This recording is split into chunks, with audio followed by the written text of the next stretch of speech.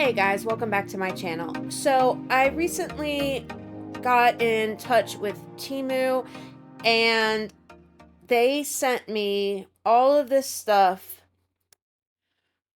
for free just to kind of show what they offer and the quality of the products and all of that good stuff. Now, if you've never shopped at Temu before or you haven't heard of it, Teemu is an e-commerce company founded in Boston, Massachusetts in 2022.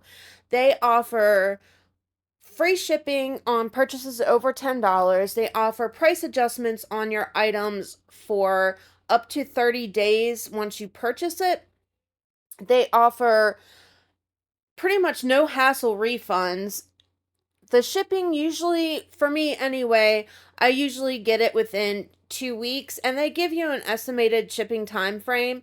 And if for whatever reason you fail to get the items that you ordered within that time frame, they will give you a $5 credit on your account, which is really nice. Now, I haven't had but I think one issue where my stuff didn't come in on time, and it wasn't necessarily any issue from Temu, it was the postal service, and it kind of got stuck, I guess, somewhere in transit and customs or whatever.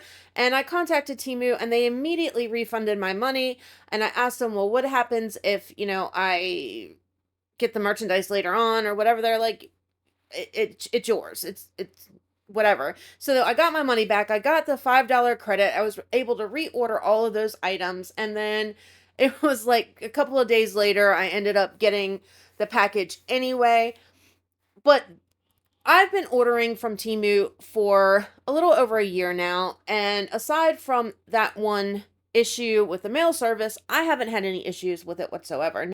I order it for my crafting stuff. So I order from this channel or for this channel, and I've not had any issues with any of the molds. Now, I cannot speak to anything other than crafting supplies because that is what I purchase, and I really like ordering from them because I do get a lot of stuff for the little bit of money that I spend. There's a link in my description box along with a code that you can use if you are a new app user to Temu. You can get a $100 coupon bundle and 30% off on your first purchase as a new app user, and you can try them out and see if you like it. Again, I've not had any issues with the quality of the molds. Now, obviously, we're not talking like handmade molds and stuff like that. These are the same kind of molds that you're going to get off of Amazon and all of that good stuff. But now that you guys have kind of seen all of these molds that I've got, we're going to play with them. And some of them you've already seen in a couple prior videos. You've seen the tray that I did, and you seen there was something else that I made, but I don't remember what it was now. But you have seen a couple of the molds that I've used. The tray one with the dark roses was one of the molds that I just pulled out. All right, so in this one we're going to use this extra large oval tray. Now this is very similar to the smaller one. It's just a larger size. But what I want to do today is I kind of want to experiment with some yarn. And I've not used yarn in resin before, so I'm not entirely sure how it's going to work, if it's going to work. I mean, I'm sure it will work. I just don't know if I'm going to get the effects that I'm hoping to get out of it. I kind of want a textured effect in a way, but we'll see.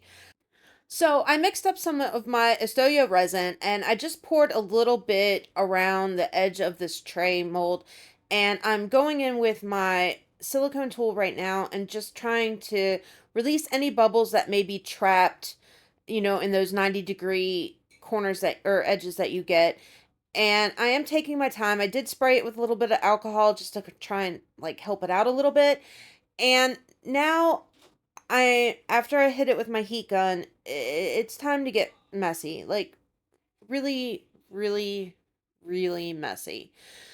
So I figured the best thing to do would be to soak this yarn in my resin first to try and get it thoroughly saturated to reduce air bubbles. Now, what I wasn't anticipating on was this yarn getting all kind of knotted up, which was a real pain in the rear end to kind of just uh, get it untangled. This part wasn't so bad. It's the next part where it gets really, really bad. And all I'm doing with this piece right here is I'm going around that edge where I applied that resin a little while ago, and just kind of, I want it to be like the edging of my tray. Now I am going to go in here after I try and clean up my hands a little bit and put more yarn in. Now I'm just taking my tool and I'm just trying to shove that yarn down in there. Like, I don't want it to float up. I don't know if this stuff floats, if it's gonna sink. I have no idea what it's gonna do. So I'm just kind of trying to shove it in there. I'm gonna hit it with the heat gun to pop any bubbles that may have come up. And now I'm gonna pour some resin along the top of this tray. And then I'm hitting it with my heat gun. I will go in there because there are a few bubbles that kind of get stuck onto that silicone mold, just to kind of pull those up, get those gone.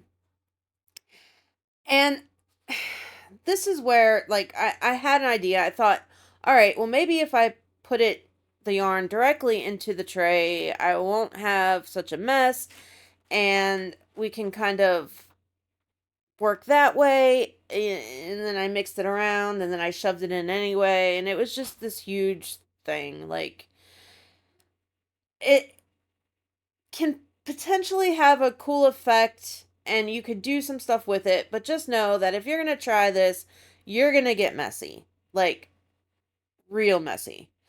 This is where I shoved all of it in there, not thinking, and I just have knots and knots, and it's just all kinds of tangled up, and it was a pain in the rear end to get it untangled. But I did get there in the end, and I'm just kind of doing this little, like, back and forth motion with it. I wanted to try and give it some kind of a design to make it something more than just, like, around the top edge of the tray. But I don't know. I don't know. We'll see if it's going to work, because at this point, I'm really not sure. Like, I have some ideas in my head on what I want to do, but am I going to get the results I want? I don't know. Like, I really don't know. Now I'm trying to untangle the rest of the rest of the yarn, and I figured that since it was already soaked and I can't do anything else with it, instead of just throwing it away, I'll just wrap it around the bottom part of the tray again and shove it in there, and it'll be okay, right? Maybe? I don't know. But then it wouldn't go down all the way. So now this is becoming an issue. But yeah, we're just going to go from there, clean it up a little bit, hit it with my heat gun to pop any bubbles. We're going to let this dry. All right, so 24 hours later, this is dry. Now, I have an idea, and I want to try and use some of that Starry Night. It's dark red that I got from White Wish, and it's kind of like this shimmery, very transparent kind of color. But I thought that maybe if I put it in here and just a thin layer just to kind of barely cover it, because I don't have a whole lot of room left. And then if I go behind it with a white, that maybe it would bring that kind of color out without having to, like, color it this color or put mica behind it or whatever, that it would just bring out that red and it would kind of just shimmer through. I don't know if it's going to work. I've never tried it before, but that's what I'm going for. So we'll see. Now, hindsight, maybe I should have added more pigment, or maybe I should have just come up with a whole better idea. Yeah, I think that might have, that might be the answer, a whole better idea. I, I'm still hopeful at this point. Hopeful that I'm going to get the results that I want. I saw Wendy at Toonpish Crafts recently in one of her more recent videos, I think, or maybe not. I don't know. She was using this, now I don't think it was Light Wish, but she was using a starry kind of pigment just like this, and she was doing a chessboard, and she put black and white behind it, and it completely changed the color. So I thought, that's really cool. I'd like to try that. Now, you can barely see the red kind of shimmer through. So I'm hoping that once I put this white pigment paste behind it, that it'll bring out those colors more like it did on hers. That's what I'm going for. Am I going to get it or not? I don't know. We're going to have to wait till tomorrow to find out. So I just mixed up a little bit more of my Asoyo resin, threw in some of the HTV Ront white pigment paste, mixing it up, and then we're going to put it behind there, cross our fingers, hope for the best, and pray to God that this turns out the way I have it in my head, because I don't know. I don't know. I don't know how I feel about the yarn at this point. I'm just hoping that the colors come through and hopefully it'll be more than what it is and not just straight white. But we'll find out tomorrow. So, just pouring in the rest of this. Now, it didn't completely fill up this mold. It was almost there, but I didn't feel like mixing up more resin. It'll be fine. Like it's almost there. It'll be fine. Going around all the edges, I am kind of going back and forth along the whole thing just because the yarn is kind of coming up through. So I just want to make sure that no bubbles get stuck there. Hit it with the heat gun real quick. Let it cure. Keep our fingers crossed that this turns out the way that I want it to. And yeah, I don't know. We'll see. All right. So 24 hours later, this is all nice and cured. Now it's the moment of truth. Did this work? Or is it another fail that I've seemed to keep having here recently?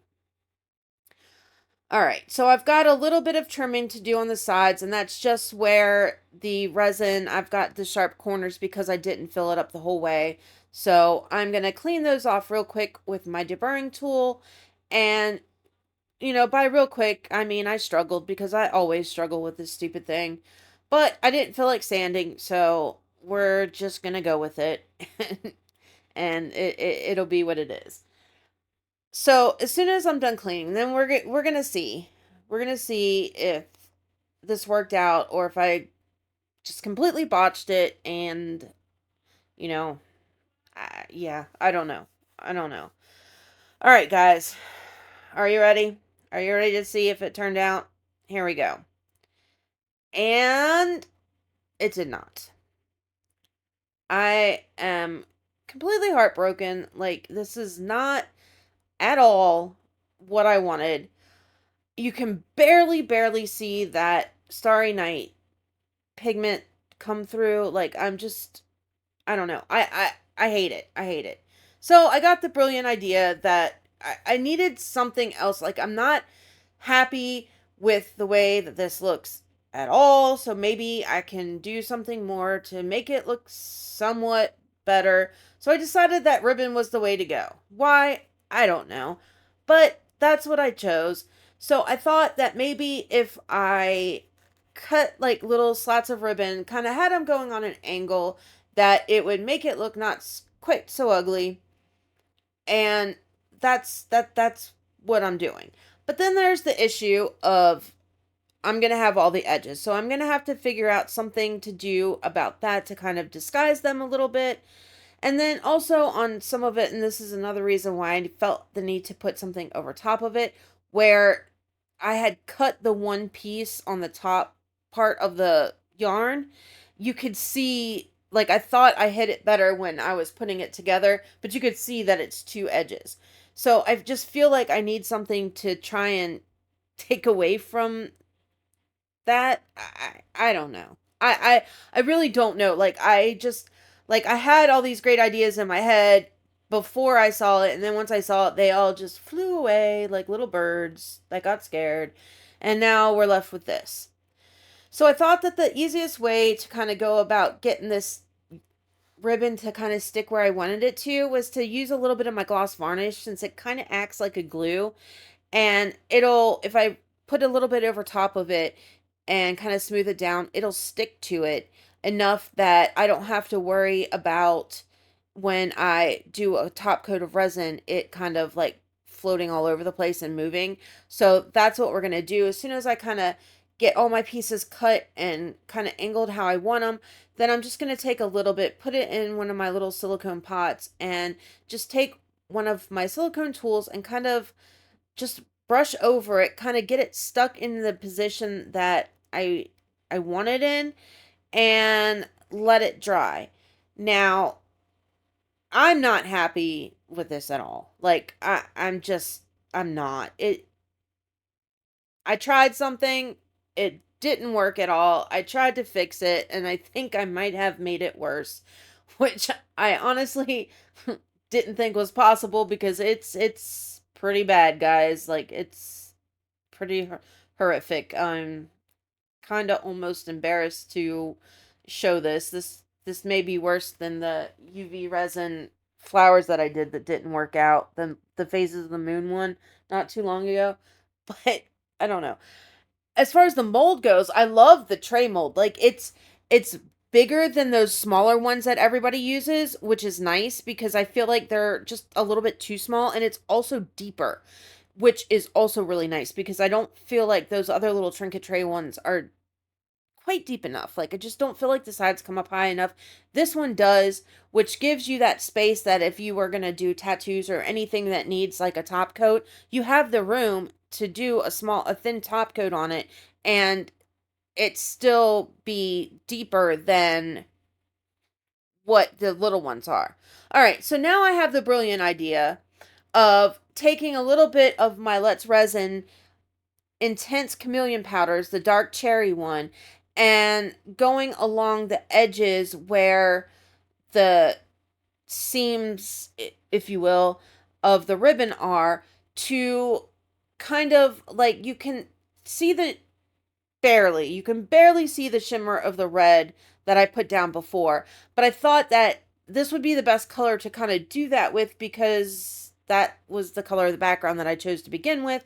And maybe, just maybe, it would work and it would pick it up more or something. I don't know. But I just took a little bit of the intense chameleon powder and I put it in my gloss varnish, and I'm just kind of edging out along the edges of the tray to cover up the edges of the ribbon and try and disguise it. And we're going to add a little bit more to this because, why not waste more stuff while we're at it? I mean, it's ugly. Let's just keep going on and making it uglier while we're at it. Because why not? I'd say it's going to be fine, but I don't really think it is fine this time. Like, I don't think that that's going to be fine.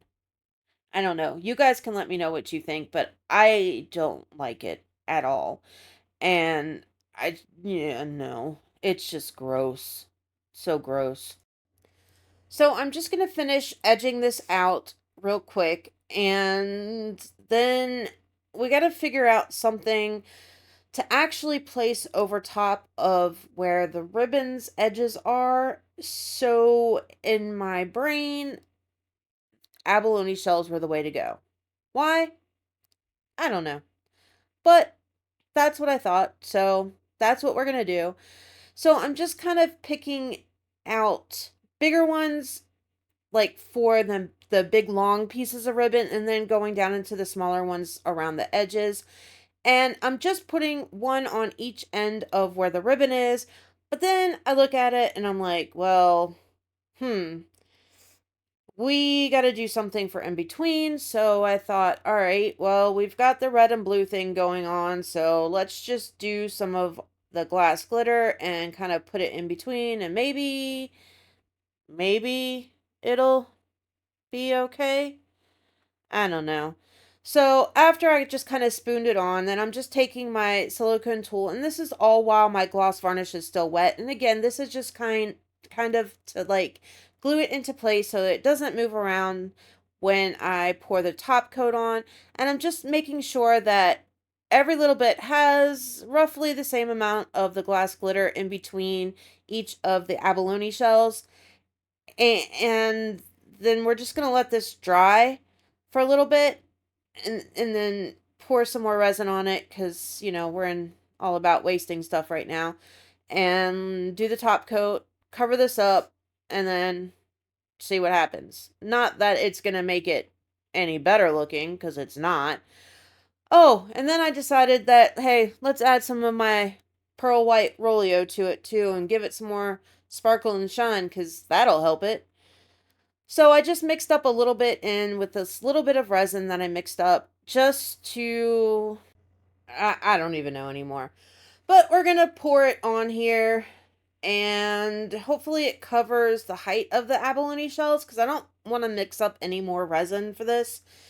Hit it with a heat gun to kind of thin it out, pop any bubbles, and then try and get it up over top of all the shells and the glass without knocking any of this stuff loose because that's not what I want to do. I really am not about spending any more time or materials on this because I don't like it. But we're going to finish it. So, going over and just kind of taking my time to make sure that it's in between all the shells so that I get a nice, even, just perfect top coat. And then we're just gonna hit it with the heat gun again, let it dry, and see what happens. Well, as I finish this up, it didn't turn out the way that I wanted it to. I tried something. I don't necessarily think it worked. I don't like it at all, but you know, you don't know until you try something and you learn from your mistakes and you learn what not to do. And I learned a lot of those. But if we don't try, we'll never know. And that's how, if Daniel Cooper didn't try all of his little experiments, nobody would have the glue trick for the keeping glitter suspended. So, you know, we do what we do and we learn from it and we move on to the next thing. So, I'm all about moving on to the next thing and I'm looking forward to Saturdays because it's going to be pretty neat. Anyway, on that note, as I finish this up, that is a wrap on this one. Like, subscribe, share, all that good stuff. I will catch you guys. I will catch you on Saturday in the next one. Love ya. Bye.